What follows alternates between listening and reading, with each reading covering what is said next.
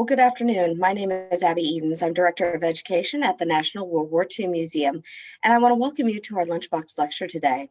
Today, I'm pleased to have our guest, Director of the new Canal Lighthouse Ponchartrain Conservancy, Chris Cook. Chris was going to be speaking today about the lakefront in New Orleans during World War II. This lecture is made possible from AARP Louisiana, and we want to thank our sponsors. So without further ado, let me turn this over to Chris. Hi, good afternoon. My name is Chris Cook. I'm the director of the Ponchartrain Conservancy's new Canal Lighthouse here on the lakefront in New Orleans. I want to start by thanking Abby and the World War II Museum for asking me to come present about the history of the lakefront war effort. People in the audience may be aware of Higgins Industries and what they did on the lakefront. There was testing that took place on Lake Ponchartrain. There were factories on the Industrial Canal, which enters into the lake. But I don't want to give a talk on Higgins Industries to the World War II Museum. I don't want to be bringing coals to Newcastle. So I'm going to be talking about kind of the lesser known and almost all temporary parts of New Orleans war effort here on the lakefront. Of which the lighthouse is kind of the only remaining thing that I'm gonna show you all today. So let's see here before we get started. Excuse me. So a little bit about where I'm coming to you from. So the Ponchartrain Conservancy is a scientific organization founded in 1989 to address pollution concerns in Lake Ponchartrain. This is our territory. It's 16 parishes in southeast Louisiana. We capture all the water that flows into and through Lakes Maurepas and Ponchartrain. So having a water quality department and water quality scientists has been a big part of our organization's history since 1989.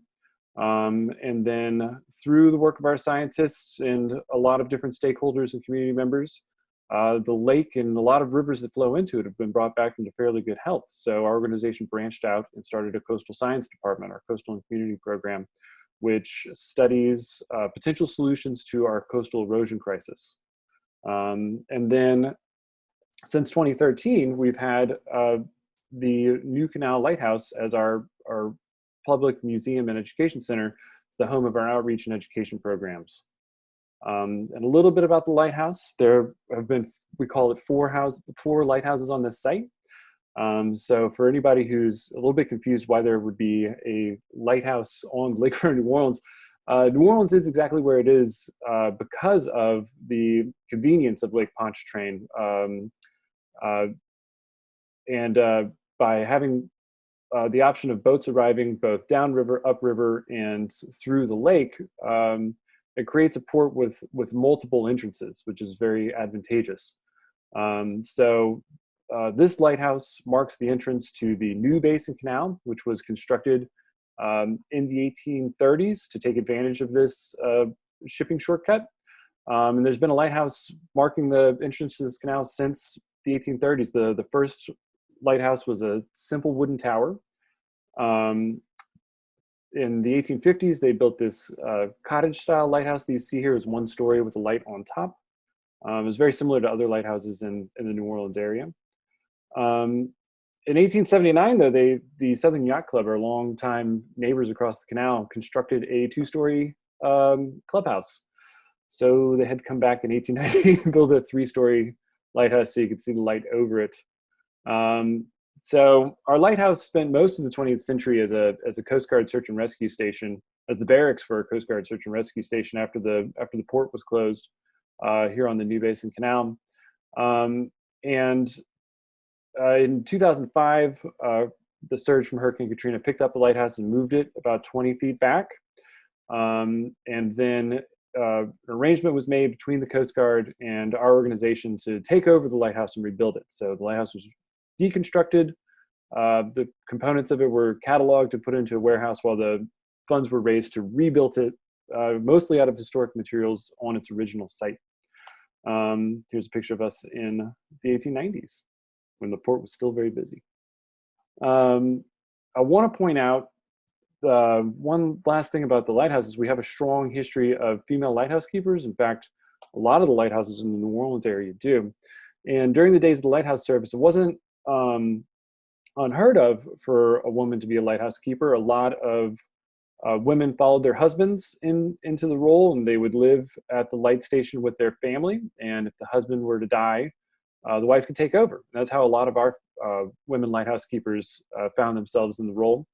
But I want to point out a couple. You see on the list, we have Mary Campbell and Caroline Riddle. Caroline's actually Mary's daughter. So she grew up here at the new Canal Lighthouse and then took over as keeper when her mother retired, which we think that might be a record, but we're having a hard time trying to prove it in the archives.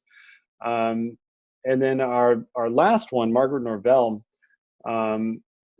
she's the one we know the most about, primarily because of newspaper coverage of rescues that she was involved in. In the early 1920s, she rescued a downed Navy pilot in Lake Ponchartrain in her rowboat.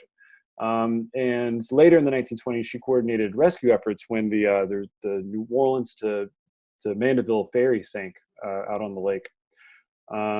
And today there is a Coast Guard cutter named after Margaret Norvell. It's currently based out of Key West, I believe. So here's what we look like today. We're open to the public. We have education programs that serve about 6,000 kids a year, which is fantastic. And I'd be a terrible lighthouse museum director if I didn't mention that we're also available for parties. But kind of moving back to our main topic of discussion and the lakefront during the war effort. So during World War II, New Orleans is going to be home to a variety of things, a variety of industries. Some of these are based on the river, but we're going to have to find room for 2 hospitals, an aircraft factory, a POW camp, a Naval Air Training Center, an Army Air Force Training Center. They're going to share an airfield. So where do they find the land to build all this stuff? And it goes back to what was the city plan to extend the shore of New Orleans out into Lake Ponchartrain. So you can see on this map that we have a lot of jetties going out into the lake. So these are the old port facilities, and they each had their own lighthouse at the end of it. Ours is the one furthest to the west or furthest to the left in the West End area. So this is the lake that they're about to construct on.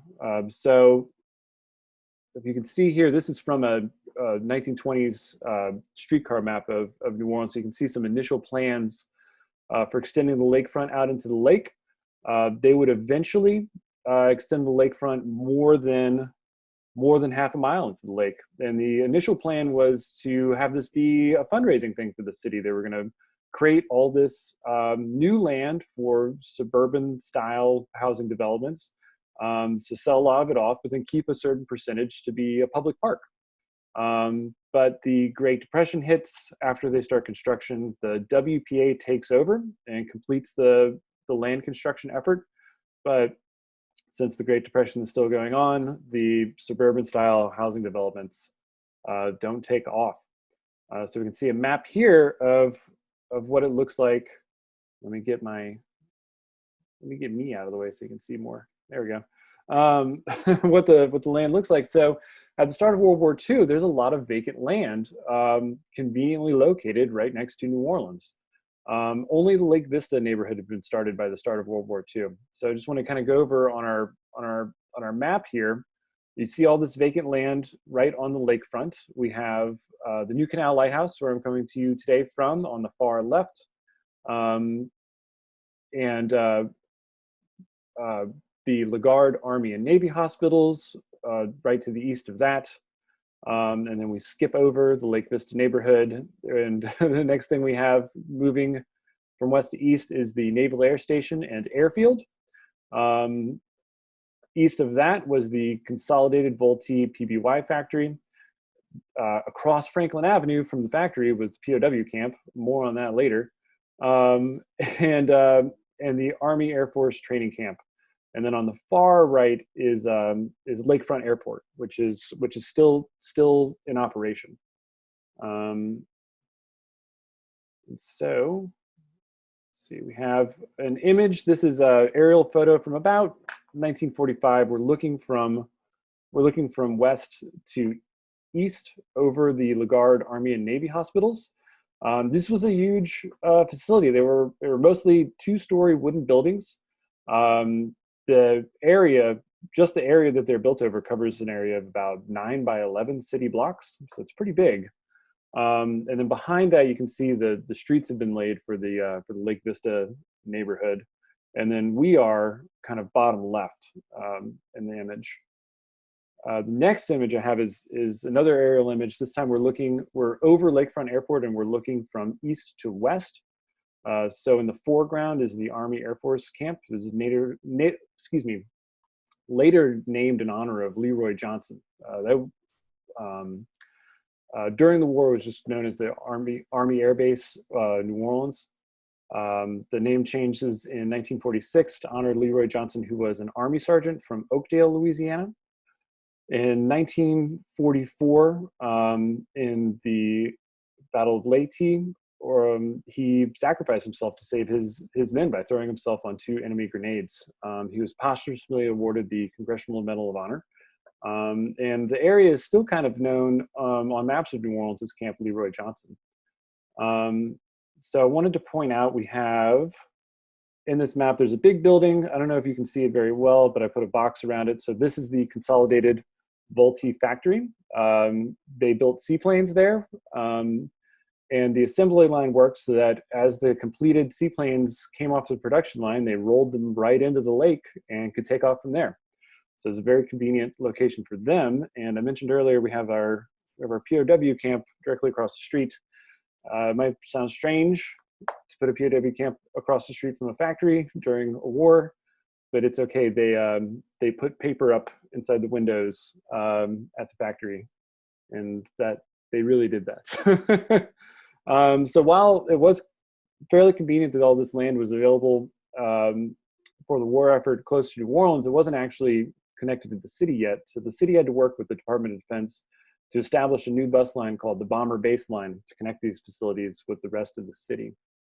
So we're going to talk a little bit about the PBYs that were built at the Consolidated Vultee factory. For those of you who aren't familiar, the PBY was very much a workhorse aircraft during World War II. It was called the Catalina. It was also nicknamed the Cat or the Black Cat. It could be fitted for a variety of different purposes. It could be an anti-submarine bomber. It could be put into service as a cargo plane. It could be used for search and rescue. It wasn't particularly fast, but it had a huge range, and it could land in fairly rough water, which made it ideal for uses as a convoy escort, as a search and rescue plane, and as a reconnaissance plane. In few famous PBY things from the war, so in 1941, it was a British PBY that spotted the Bismarck. In 1942, it was a PBY that spotted the Japanese carrier force before the Battle of Midway. And in 1945, it was a PBY that rescued the survivors of the USS Indianapolis. Here's a shot from kind of inside the factory on the lakefront here in New Orleans. So the PBY was developed by Consolidated Aircraft of San Diego, which merged with the Vultee Corporation and later rebranded themselves as Convair. The 5th and 6th generations of PBY were the ones that were manufactured here in New Orleans. Now, this company had been drawn to New Orleans in part by the prospect of finding skilled workers with experience in metalwork and boat building. And they estimated that they would employ 7,000 people, but they never quite reached that figure. Because while they had been drawn to New Orleans by the prospect of a good labor market, they had trouble filling positions. They established a partnership with Delgado to provide training for white male teams in the trades. And they did hire women to work on the production line. By the end of the war, it's 40% of the workforce was female. But there's a chance to kind of contrast this with Higgins. So Higgins Industries is kind of an outlier in the South and in the United States generally. Higgins had a reputation for going above and beyond the requirements, offering equal pay, work, training opportunities for men, women, Black, and white. And while Consolidated Vultee did hire white women, they were slow to hire African Americans. There was an effort made by the Urban League of New Orleans, who approached management and to advocate for training opportunities for skilled positions, and with the city, that kind of leaned on management a little bit to encourage the company to hire more African Americans, which they eventually did. They started with a small cohort, recognized their abilities, and kind of ramped up hiring. So in 1944, we go from African Americans being 2% of employees to 18%. It was a big increase for just 1 year. And as I mentioned, one of the thing I find fascinating about this is that they were just able to roll these seaplanes right into the lake when they were done. I want to come back to the kind of the POW camp that was located in New Orleans, which is something a lot of people find interesting that they might not have been aware of. The POWs were mainly brought to Louisiana to work in forestry and agriculture to mitigate labor shortages there. They began arriving in Louisiana shortly after the defeat of German forces in Tunisia in May of 1943. Some camps opened, closed, or moved depending on the demand of farmers or the timber industry. But at one point or another, between 1943 and 1945, there were 52 POW camps within the state of Louisiana. And there was originally a policy that POW camps be more than 150 miles from the coast. Here in Louisiana, the sugar lobby opposed that. But the majority of Louisiana POW camps wound up being within this 150-mile exclusion zone. And one reason why they relaxed that policy is that the initial fears of escapes and sabotage proved to be unfounded.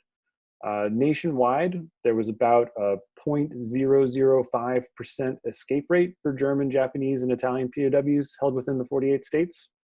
But it is a little bit unusual given that the New Orleans Army Air Base POW camp, I know it has a very fanciful name, was located directly across the street from a factory. At the agricultural or forest camps, Louisiana, the POWs that were held in Louisiana, most often lived in tents, and these tents often came down from the civilian conservation corps camps that had existed during the Depression. In New Orleans, they lived in wooden barracks. So the New Orleans POW camp would have been the most comfortable camp with the least physical labor in the state of Louisiana. The prisoners held there worked on landscaping and beautification projects with light supervision. We can see a picture of them from the Times-Picayune in April of 1945. They are transplanting some plants from someone's house uptown. They're actually right off of Oak Street by the river for landscaping at one of the Lagard hospitals.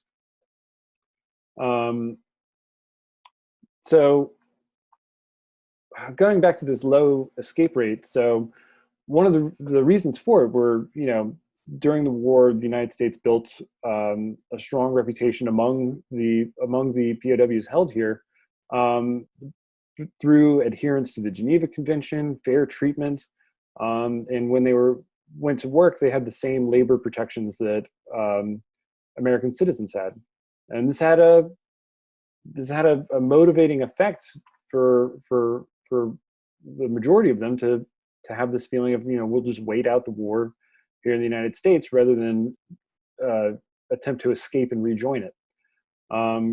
But given that, those protections were the motivations there, so we do have, this didn't happen in New Orleans, but we do have one interesting case where the Geneva Convention was intentionally not followed in Louisiana. And it comes from when U-505 was captured in 1944. The U.S. Navy was able to recover the code books in an Enigma machine, and they wanted to keep this discovery secret. So to do so, the crew of the U-505 was held in secret at Camp Ruston in northern Louisiana until the end of the war. And this was actually a larger cover-up than you might think, because Camp Ruston was subject to routine inspection by the International Red Cross, the Swiss Legation, and the YMCA in their attempts to verify safe conditions and reestablish communication with families. So it's a little bit of a complicated situation, but you can kind of see the thinking there. So I want to bring it up to the present day. So we have the lakefront as it exists today. I have our markers for the things that we've been talking about. Starting on the left with the new Canal Lighthouse, we're still here. Lagard Army and Navy hospitals are now the neighborhoods they originally intended to be. The Naval Air Station New Orleans and the airfield that's now the home of the University of New Orleans. The PBY factory is now home of the Orleans Levee District. POW camp is underneath UNO's Lakefront Arena. And Camp Leroy Johnson has mostly been redeveloped. There's a small Army Reserve Center, but it's also home to the FBI. Some housing for the Southern University at New Orleans. And yeah, so this is the point where, let's see here, I want to thank two sources in particular and recommend them for anyone who would like to do some further reading about any of the topics we've talked about today. And thank you all for coming and, and watching my presentation about World War II on the lakefront. Again, thank you to Abby and the World War II Museum for hosting me. And I hope you enjoyed it. Thanks.